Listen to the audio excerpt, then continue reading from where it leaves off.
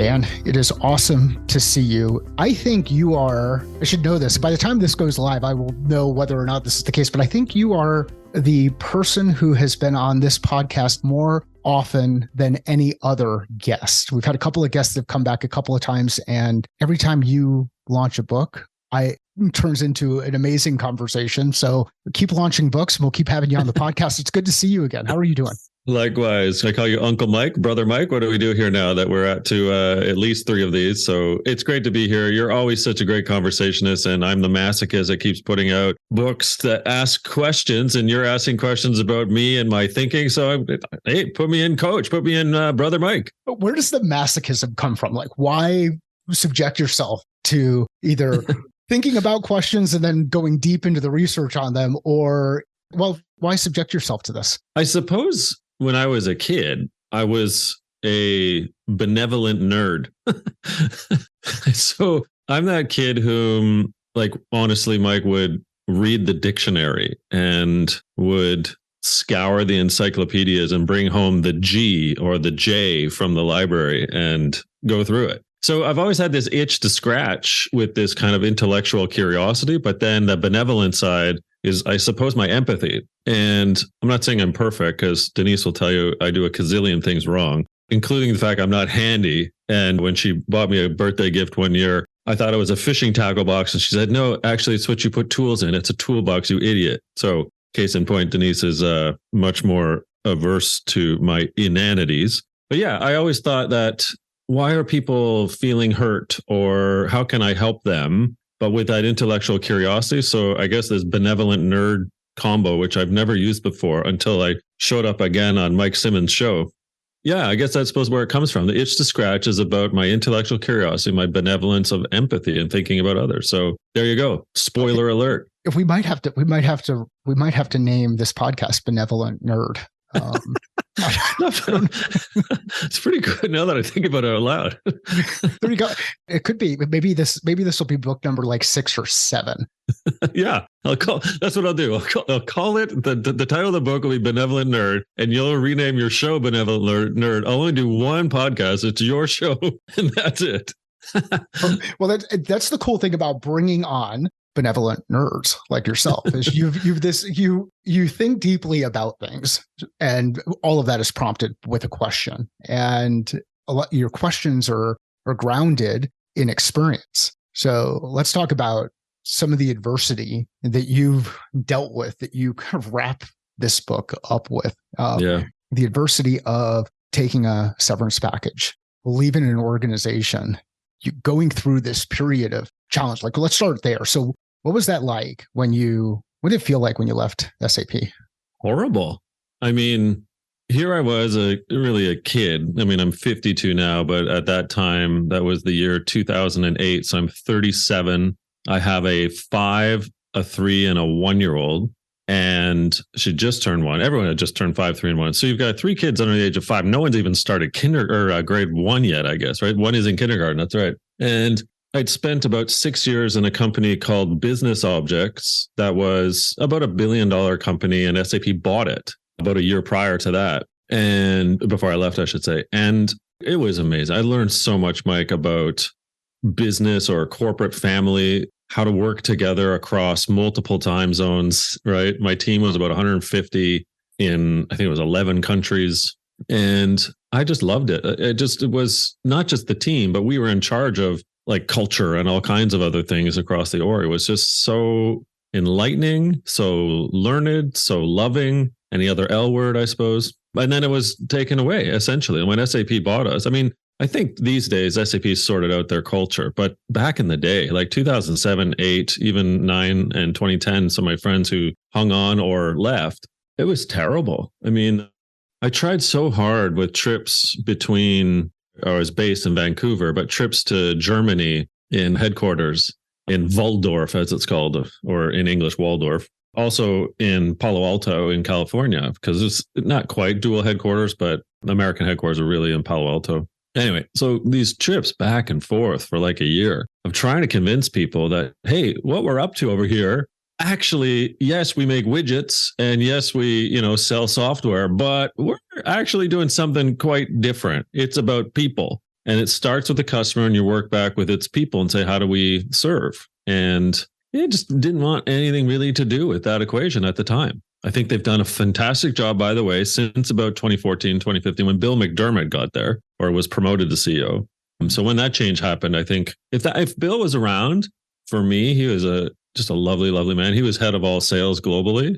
And it took SAP about 3 or 4 years after the business objects acquisition to actually anoint Bill to be CEO. So I think things would have changed because, as we all say, fish rot from the head. And Bill was not a fish. He was an amazing character. So anyway, long story short, Mike, it was tough. It was nails on a chalkboard. I felt like I was eating a bucket of metal every day. No one would listen. I couldn't convince anyone. I felt like a failure. My team was spooked. It was amazing to see everyone just frightened, like, oh my God, I'm going to have a job. What's happening? And I just sort of made a bit of a deal with my boss. I said, look, at the end of the day, I'd like to keep the team together. They're amazing. If that doesn't happen, can we just find a way to make sure everyone has a gig? He's like, let's do that. So that was early on in the process, maybe month 6 or so of the acquisition. Okay. Post-acquisition, I should say. Sorry. Yeah. Yeah. It felt good to find everyone a home, but SAP was adamant to split this team up into 3. And I was like, okay, well, if that's the case, then what am I going to do? And I effectively dropped from using my language, right? From highly blooming individual to in need of renewal, like almost overnight, but it took a few weeks, but it felt like it was overnight. And so around May or so of 2008, the acquisition happened in 2007, by the way. So in 2008, my boss from San Jose came up to Vancouver, took me out for a beer and says, hey, Dan, I've got an envelope here for you, this big brown manila envelope. And I'm kind of like, I know what's in this. I just wonder if he was firing me right there. And over a beer, he was a nice guy. I loved him. He was great. Also called Dan. So how can you not like him, Mike? Anyway, we had this great conversation. He's like, look, I think you're great. I'd love you to stay. I think you're going to work a great career up the ladder here in SAP. But I also get the sense that you may want to fly elsewhere. So here, he pushed over this package. He says, look, I've taken care of you. It's a good deal. I wouldn't judge you if you decide to take it. If you want to stay, it's fantastic, but it's up to you. It was one of the kindest, talk about benevolent nerdism, right? It was one of the kindest things I learned about management and leadership all in one, was looking out for the human being, but also looking out for the organization. So it took me about a month to think it through with Denise, and we played Twister with the kids. So whoever ended up on red was going to be kicked out of the house at the end because we wouldn't have any money. No, I'm kidding. Yeah. And we just said, all right, well, nowhere to go. Let's take the package and see if we can bloom again one day. It's a story that continues to happen. You know, the characters change a bit. It might not be 2 Dans and a Denise talking through all of these things and kids who are 5, 3, and 1, but the story continues to happen. Why do we struggle with the leadership challenge that you just brought up related to taking care of people and taking care of the organization? Why is it why does that struggle continue to persist? Gosh, we've got 7 hours for this recording, right? Roughly speaking. This might end up turning into a series. It's the Mike PhD Simmons show. Yeah. Well, a couple of things come to mind. First of all, we have taught one another terribly when it really comes to what leadership / management means. And it's this whole leadership versus management dogma dichotomy nonsense. I mean, there's times to manage, there's times to quote lead, but they're all like, it's an intricate relationship between the two. And what I mean by we've had a tough time leading one another or teaching one another, about what it means, I think we tend to over-index on managing and under-index on leading. And when I say leading, I mean the sort of leading with humanity, empathy, people, human experience side.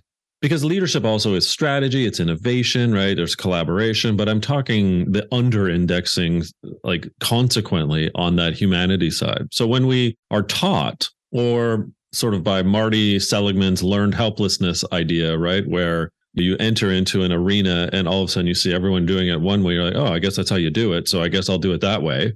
What you get is the continual regurgitation of the wrong way in which to, I guess, manage. So what I mean by that? So specifically, if we're taught or we, I guess, observe leaders whom are managing to the business, but treating the people like numbers on the spreadsheet, and not that they have emotions or skin or experiences that have thwarted or impeded the way in which that they can potentially be their best, in air quotes, then you're just managing.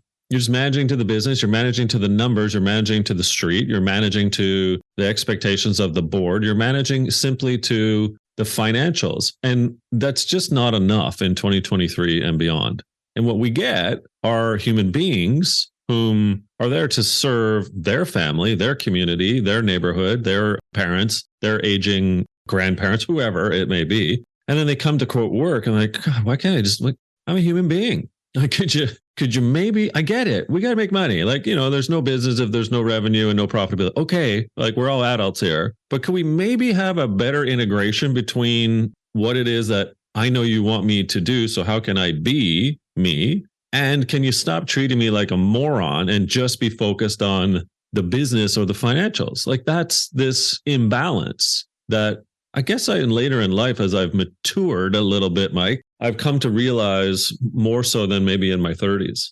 I was horrible at this early on and didn't realize how horrible I was until I got called out on it a couple of times. And even then, still didn't realize how horrible I was at this. And at times I still am. When stress gets high, when we're in a really high stress instance, a crisis, whatever that situation is, however you define stress, but when we're in a high stress instance, I can be super direct. I can be very process system driven. And process is system driven anyhow, but it gets amplified. And you get into those situations where you start really managing to the number, managing to the operation, managing to the thing. And where I experienced this was back at UPS, where you had airplanes that had to go out at a certain time, whether the packages were on it or not. Now, if the packages were not on it, then there was something to deal with. If the packages were on it and it went out on time, everything was good. But there's this clock that we're always going against. And it was very in your face.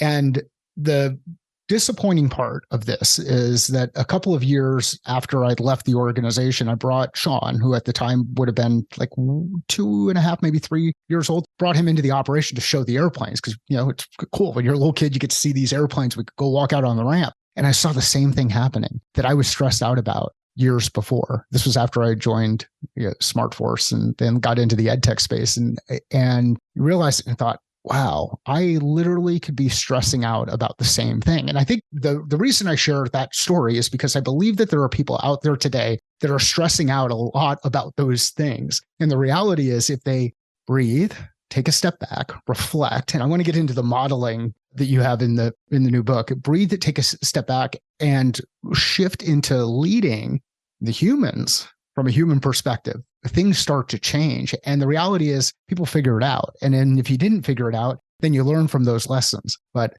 these are tough lessons to learn, especially when in high stress environments. We're all dealing with a bit of stress these days. It seems like whether it's money or work or layoffs or whatever those things are that are going on. So that's where I've failed at leaning into the management side as opposed to the leadership side. I think I'm better these days. I hope so. But I know that when the stress comes up, the questions can get really direct or the guidance can get really direct.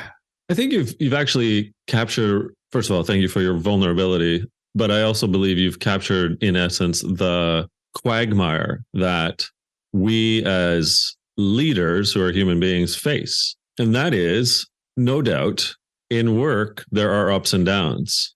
But in life, there are ups and downs. And the intersection between the two is us. It's the DNA. It's who we are. It's the human being. It's the skin. It's the flesh. It's the emotions. So we know now, because you and I are of a certain vintage and have been through a few cyclones, tornadoes, and hurricanes, that the work will have its ups and downs, ebbs and flows. We hope that it's more up than down, but we know that there are definitely troughs. And when we're on the waves, the high points, like it's amazing. It's a feeling, but we do have to come to better grips with the fact that there will be troughs. So how do we plan for and then enact that leadership mentality that it'll be okay. We can weather the storm, so to say. But similarly, right, when life happens, and I mean life by the non 9 to 5 work stuff, and people will argue with me, oh, work is part of life. Actually, no, bear with me, folks. I'm going to try and make an argument here. But the life things. So when you move, like there's a lot of people that will move. And so when you move home, whether it's in the same community or in fact another city or state, well, all of a sudden now your patterns have changed. It's a different drive into work. It's different schoolmates for your kids if you have kids. It's different faith groups potentially. It's different tax codes, like if you're changing states or countries. So that's just like a little microcosmic example that what is happening in my life might be quite stressful. And I might bring that into my work because you don't just stop thinking about some of the things that are going on in quote your life when work is happening. It just, that's humanity. That's why we're humans. We don't check our emotions or ego at the door when we go to work and vice versa. Like I say so many times, I put this line into the book, our lives shape our work. Nevertheless, our work shapes us. So I'm with you, Mike. When the stress happens, and stress will happen in work and or life, how do we get back to oxytocin, right? How do we get back to the good exhibitors inside your body that allow you to feel good, even though you know that there's going to be these cyclones and tornadoes happening over and over again? I think it's an awesome question, and it gets into the book, Work-Life Bloom. So let's talk through kind of the 4 quadrants that you share in Work-Life Bloom, and then start breaking those down a bit differently. And as into each one of the kind of the seasons or the situations that you're moving through. So let's talk about Work-Life Bloom, the quadrants, and where do you want to start? Where's the best place for us to start? So I guess, Mike, I'd like people to visualize, well, sidebar. This is my 5th book, and I'm not name dropping books right now. It's that I think that once you've written 5 books, you need a 2x2 matrix. I mean, there's just some sort of law of authorship that if you haven't put a 2x2 matrix into one of your books, you're no longer called an author. You're a poser. So there's some sort of code. I think the Writers Guild got involved. So I've had to put in a 2x2 matrix. So just what happens when you throw 2x2s out there without being an author? I guess you're a blogger. I don't know. All right, there you go. I'm a blogger. So, okay, let's talk about your 2x2. And yeah, I think 2x2s are awesome. I'm going to share just a little perspective on 2x2s. 2x2s add another dimension, which helps to reduce blind spots and increase perspective when going through and making decisions and assessing things. And that's what I love. I love a good 2x2. So let's talk about your 2x2.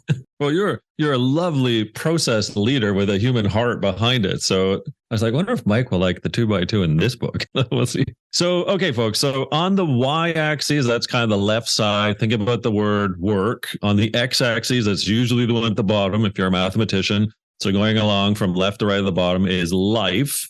And the 2x2 effectively is as follows. Work on the left. At the top, work can be amazing or it can be awful. Like, let's just be very simple with this. And on the life side, it can be clear or you can be confused.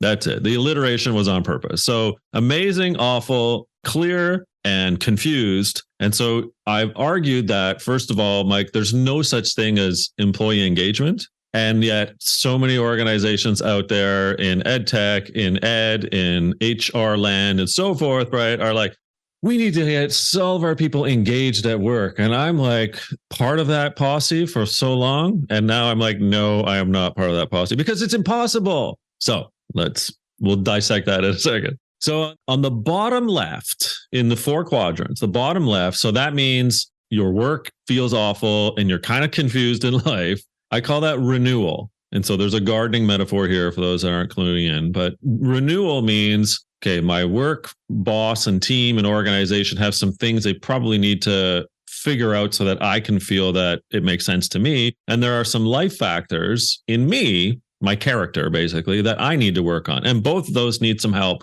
both individually and with others. So you're in renewal phase.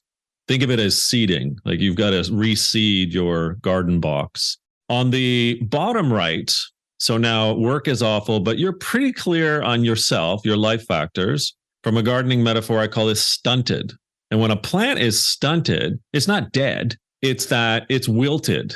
And when you're wilted, in this case, from a life perspective, you're like, all right, I've got a lot of things working well for me as a human being. I might bring those into work. That's cool. But at work, there are like several factors that are getting in the way of my full, ultimate, thriving, flourishing self. So stunted is number 2. On the top left, that's when work is amazing, yet I'm querying myself. So my life factors are not also hot. And so what I call that, Mike, is budding. And when you're budding, you've pierced through the soil and you're like, I just need a little bit more sunlight, a little bit more nutrients, maybe some chlorophyll will help me. Like, I just need to, anyway. And then the top right, somewhat obviously, which is really the subtitle or title to the book, that's when work and life coalesce and you're blooming. That means work is amazing, life is clear, I'm blooming. So in sum, renewal, tough spot to be in. Stunted and budding. So either one or the other work or life factors, either or, right? Stunted and budding are the kind of 2 corners. And then the top right, you're blooming and man, you feel great. Spoiler alert, I guess, again, Mike, I've been all 4 multiple times when I looked back at myself.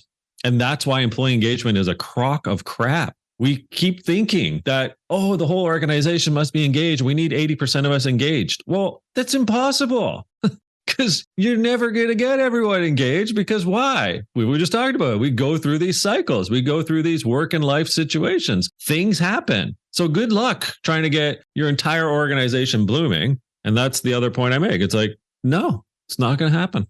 Why do we come up with these like HR, ed tech, like these jargony words from a leadership perspective, like talk about engagement, work-life balance, or whatever the thing is of the day. And why do these things keep coming back up? Like, why do we feel like we've got to hang on to a word that we want to, that's soft and squishy?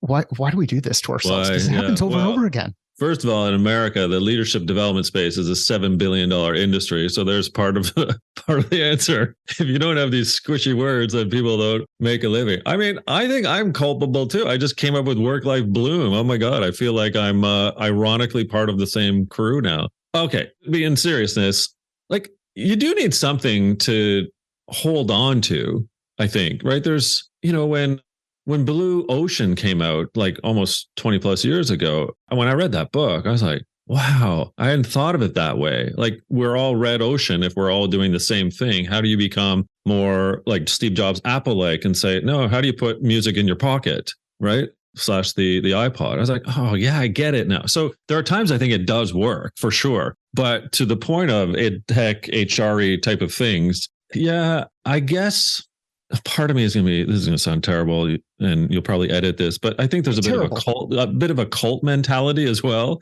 in HR land. And they all tend to sort of domino on top of one another. Like, that's what we're going to do. That sounds great. And they don't step back, Mike, and have that procedural mind like you do. And to sort of pick it apart, say, actually, I've had to think about this. I think we're all group thinking this thing. Maybe we need to dissect this slightly differently. And again, that's, first of all, I said I was culpable. I was on the employee engagement train for years. I thought that's what it was, but I had to take a step back. I was on the work-life balance train. I believe that things like 4-day work week and flexible work and hybrid work all led to work-life balance, but it's not happening. So if work-life balance is not happening and employee engagement is not happening, then maybe we need to take a strong look at why. And if those terms are misnomers or walking irony, then we need to have a conversation about this. It'd be kind of cool to be at a point where we're doing amazing work and we have a high level of clarity. That's a cool space to be in. And like you said, we all will go through these seasons where we will find ourselves in the instance where things are unclear and we don't feel fulfilled. We're doing awful work. We're just kind of going through the motions. So let's break down, let's start with the y-axis. Let's break down what dimensions you like to look or you recommend looking at work through in order to determine where I fit on this continuum of awful work to amazing work. What are some of those dimensions? So there's 6 on the work side, on the y-axis, the work factors. And first of all, I'm not what I call wet fingering the sky and trying to determine the weather. I actually went out and did research to figure out what these might be. So there are other potential leadership book authors had my finger in the sky. I went out and asked 10,000 people in 11 countries and then did a whole bunch of focus grouping as well. So here's what I landed with. So half of the work factors, 3 of them are you interpreting yourself in the midst of your team or organization. And the other half are organizational constructs. So how do I break that down? The first 3 are trust, belonging, and valued. Trust is, in essence, like, do I feel that the people around me, including my boss, are advocating for me and that there's an authentic and kind of consistent behavior that I feel trusted and they trust me. There's a reciprocity. So trust. When you think about belonging, whether or not you're showing up feeling positive in the experiences so that you're understood, you're safe, and you're represented. So that now you're in the midst, you're like, okay, whatever my skin color, whatever my religion, whatever my politics, wherever I come from, what country, my ethnicity, whatever. If I have a tattoo, if I don't, if I have a nose ring, I don't, right? Whatever. If I'm bald like me, raging bald or not, do I belong, right? And then on the valued side, that's basically asking the question, am I recognized and appreciated for what I bring and do and am in the organization, in the team? So trust, belonging, value to the first 3. The organizational constructs are, does my place of work have purpose? Not my role, by the way, the organization. So are they serving all stakeholders? And do they basically have an intention and a belief and actions to improve society? Because what I found is that people want to believe in their organization, but they can't greenwash or purpose wash, I suppose. They have to actually do something about it. They can't just put, the words on a wall in the front lobby there and say, we believe in green earth, or anyway, you get the point. Strategy. So if I have no idea or connection about where this organization is going, and you're just like, so let me get it straight. Like, you tell me once a year that in 5 years' time, we're have an exit strategy, or in 5 years' time, we're going to become the number 1 ice cream maker in the world, but you have no idea how you're getting there, the priorities, the goals. No one's talking about it except in the January kickoff. What does that mean to you? You're just like, is that awful or awesome? Well, it's going to feel awesome. If you know exactly what's going on, you're part of it. It's going to feel awful if it's January 5th every year and they just say, hey, this is what we're doing this year. We'll talk about it next year. One more year from now. So anyway, I've seen that a lot. That doesn't happen. No, Does that happen? Not at all. Yeah. And then the 6 is norms. So what are norms? They're the kind of the guidelines, the processes, the principles, right? So how does culture get enacted? So it's like, how do we collaborate? How do we communicate? How do we interact with one another? Is there friction and bureaucracy, or is it frictionless and open and collaborative, basically? So trust, belonging, valued are the 3 individual ones. Purpose, strategy, and norms are kind of the organizational ones. If you have 5 or 6 of those in a net positive feeling for you, any combination of the 5 or 6 or all 6. So basically what we figured out with our research analysts is that you need 83% of these working. So that's 5 or 6, and you're going to feel really good. So if that's the case, then you're either going to be budding or possibly blooming. And then we tackle the life factors. So that's not engagement, right? Engagement asks you, do you say good things about your company? Do you want to stay at your company, and do you strive to go above and beyond the call of duty? Or it's the Gallup 12, the Q12 questions, right? And they're all related to things like performance and boss and da-da-da-da. And, I'm arguing that it's a combination of individual and organizational factors that allow you the chance for the persona to say, I'm either budding, blooming, stunted, or renewal in this case. And what's cool about it is you can go through and ask some very specific questions to assess each one of those things so that it's not very fluffy. And you can do things across your organization to figure out whether or not there's alignment relative to strategy. Like if there's a lack of alignment relative to strategy, now all of a sudden you have leaders pointing the ship in 3 different directions and things are really ugly. Or worse is when the leader is the one who points the ship in 3 different directions every couple of weeks because they read a new book or listened to some author on a podcast talking about how we're gonna shift into work-life bloom and assess things. But there's these things that we do to ourselves many times with the best intentions. And on a positive note, we can assess these. And I want to underscore the point that Dan made about the research. And you've got to pick up the book and go through and look at the data. And I've got a question about the data. But before we get into the data, I want to shift over to the other axis and talk about things on the life side. So we're back down the x-axis. That's the one at the bottom for the non-mathematicians on the 2x2, right? And so again, it's on the far right, it's very clear, and the far left, it's confusing. Life factors are akin, Mike, to your character, right? It's yourself. It's sort of the self-assessment. And so what do you need to live that fulfilled, self-actualized life? But as I said, our lives shape our work. Nevertheless, our work shapes us. If our lives shape our work, we're bringing these factors into work. So my argument has been that the leader in particular has a fiduciary responsibility to at least be having some conversations about these 6 life factors. Doesn't have to own them, doesn't necessarily have to say adjudicate at all times, like how you doing with X or Y on these life factors. But I think conversations are really important because there's a link. And if we are having conversations and maybe even developing, so that's shock horror. Oh my God, you mean we have to help develop their lives? Why do we do this, Dan? That's more work. Well, don't you think that there's a causal positive net benefit when you are having these conversations about the 6? What a lead into the 6, Mike. That was like 8 minutes. I can now talk about the 6. So the first one is relationships, not spousal or boyfriend, girlfriends, right? No, it's about the community that one has of both what I call strong and weak ties. So this full network of connections that help people facilitate connection, assistance, exchanges, like what have you. So relationships are number one. And sidebar note, as Dr. Waldinger has pointed out in the Harvard study, the Gluck Harvard study of 80 years on, the number one life factor that allows you to live your longest and best life is relationships. So that was an easy one when I talked with Dr. Waldinger and sort of said, oh, so, and others like, oh, so your connections are important? Yeah. Oh, good. So relationships, number one. Number two, skills. So these are, it sounds simple, right? Here, you and I are in the ed space. The sort of attributes you're developing and honing that allow you to perform. Simple. But if you're not, as an individual, you're not paying attention to skill development, so not pushing yourself, you read the headline that says ChatGPT taking over the world, but you don't do the digging and say, well, what is ChatGPT? And can I maybe play around with that? Can someone coach me? Can I just if you're just ignoring a head in the sand, you're going to get caught over time for sure. So skills, well-being is number 3.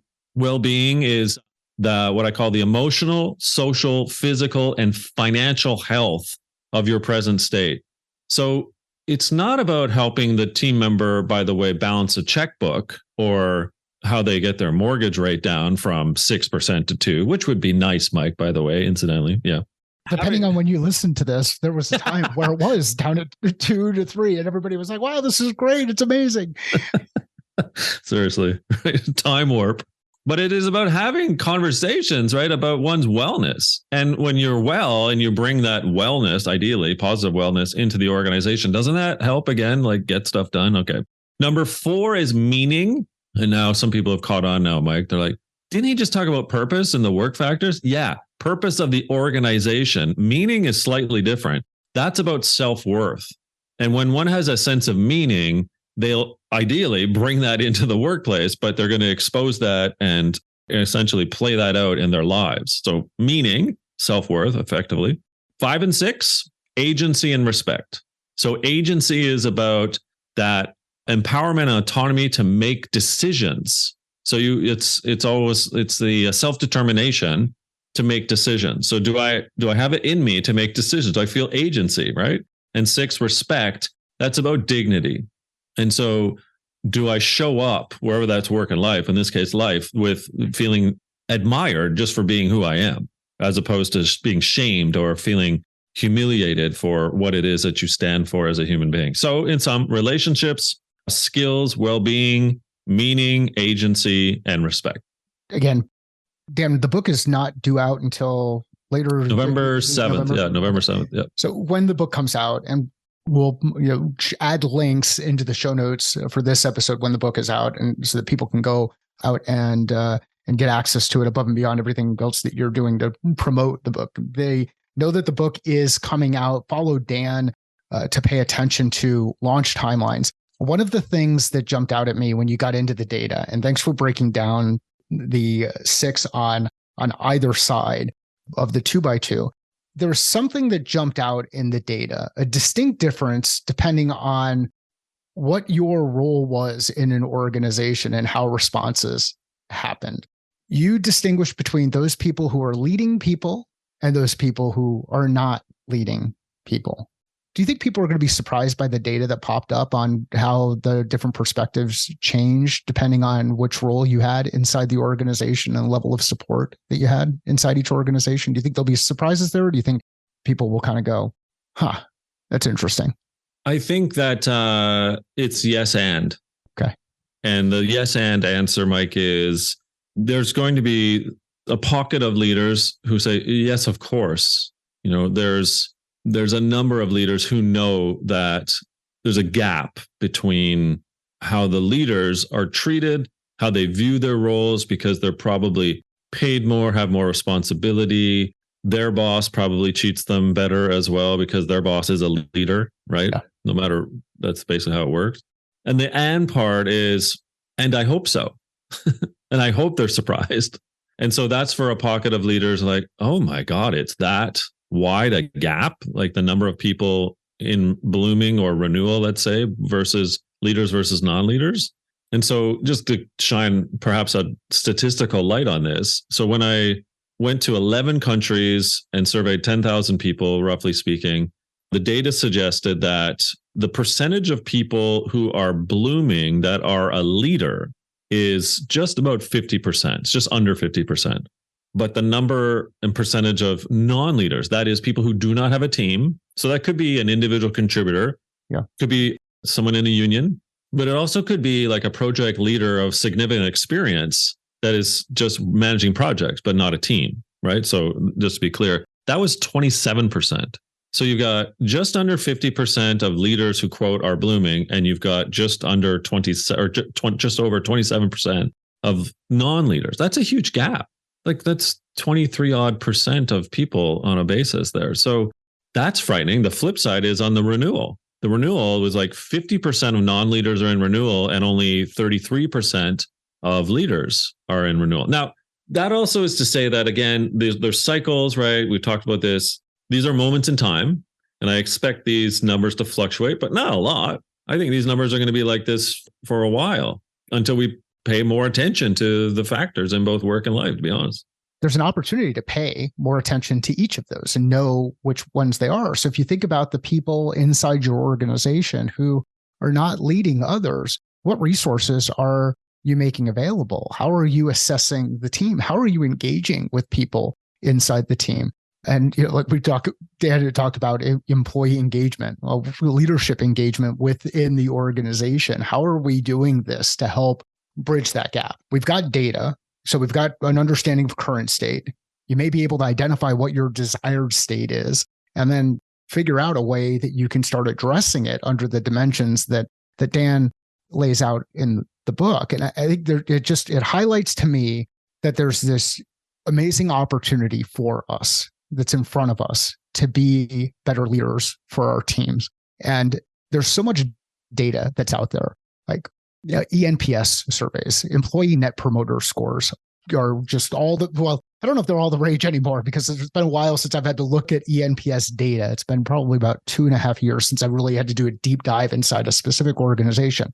The fascinating thing about the ENPS data inside that organization, if you looked at it through the lens of the leadership, you think everything was absolutely freaking amazing. Yes.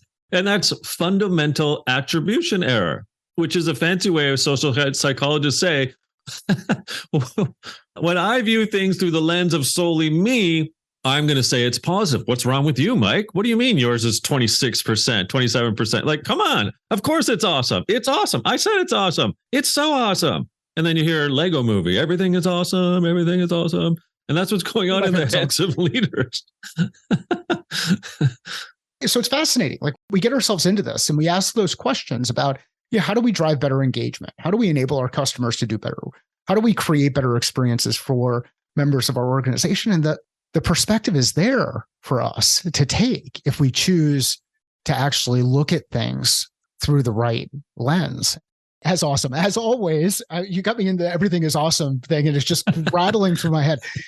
As always, great conversation. I want to go back to where we started with this whole discussion around the experience at SAP and the things that you saw coming in with a business objects perspective inside an organization's coming together. And a lot of people will run through this, and that time period is not surprising when you talk about what happened about the 6 to 7 month gate, what happened at the 12-month gate, and where things are usually at that 18-month gate and how things start to change over.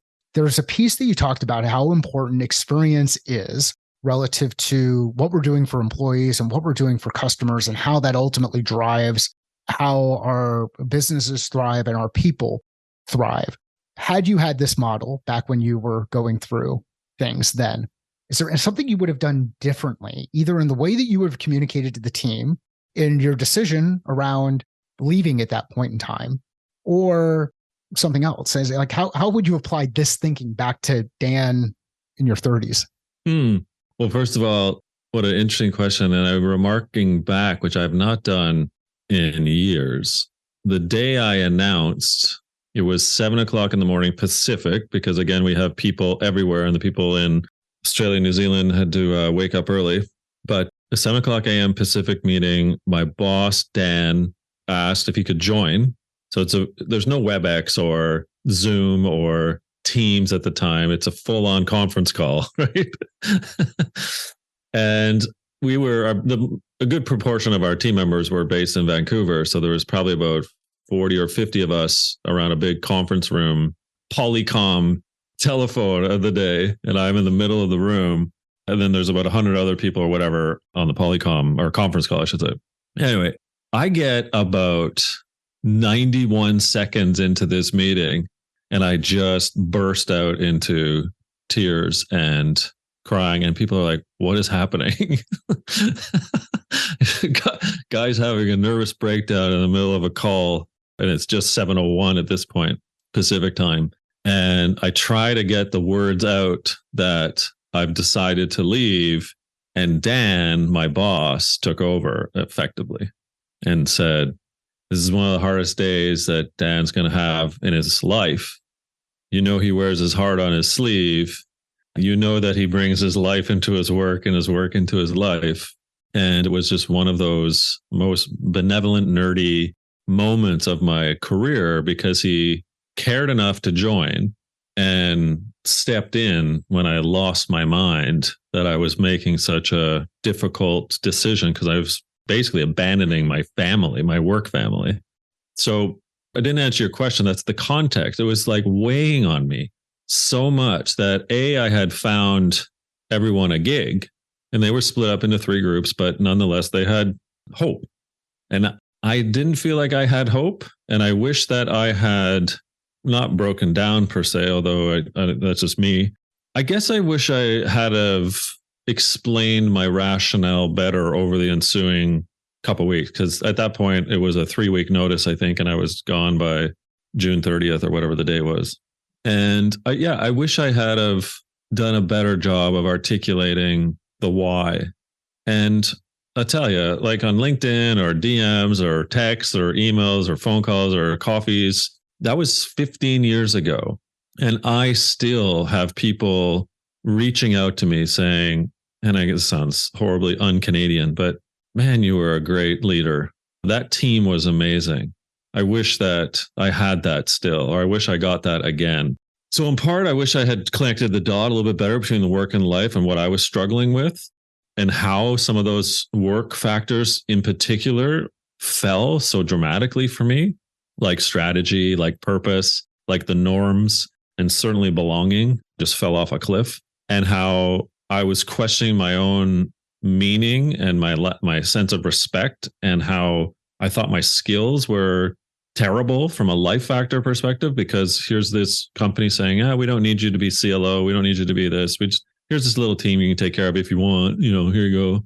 So I lost the belief in me, which is why I plummeted from blooming to renewal. And so if I had the model, I would have explained to people what I was feeling in my work and my life, and how I had, as I say, plummeted dramatically from blooming to renewal in a mere matter of probably 12 months. And think about how your 2x2 and the dimensions that we've worked through a little bit earlier can help leaders inside their organization not only assess self, so improve their own self-awareness, but engage with others on their team and create a framework for people to assess themselves so they become self-aware. And if we're self-aware on both sides and transparent and comfortable because we feel like we belong, we can get ourselves into these situations where all of a sudden we can realize, hey, do we need to help someone let go because the season's right? Or can we help someone break through this challenge, get to that light, and really start blooming after they've sprouted? Dan, phenomenal book. Where can people, I know this is going to go live before the book actually gets out there. Where can people follow you, see what you're up to, and ask questions if they have them? Pretty simple. You can go probably one of two places. The book is called Work Life Bloom. So worklifebloom.com takes you to everything that I've ever done. And it's sort of a landing page for the book. But if you're interested to know what you are, we've also made there's no we, it's I have a team of one, company of one, Mike. I have made available a version of the global assessment that we did for the research free. And that's worklifebloom.com/assessment. And so you can figure out today if you're blooming, budding, stunted, or in renewal. And again, if you're a leader, send your team there and then just sort of ask them, what are you at? And then have a conversation. You don't have to buy the book. It's free. Like just have a conversation about some of these factors and see where they're at and where you're at. You know, somebody who would enjoy this conversation, please share it with them. I know there are a number of people out there who are looking for something like this to help kind of gain a bit more clarity as they go through the thing that they're working through. Share it with them. Let Dan and I know. We'd like to see the shares. They help draw more people into the podcast. Sales is a thinking process. Business is a thinking process. Life is a thinking process. How are you thinking differently about your process?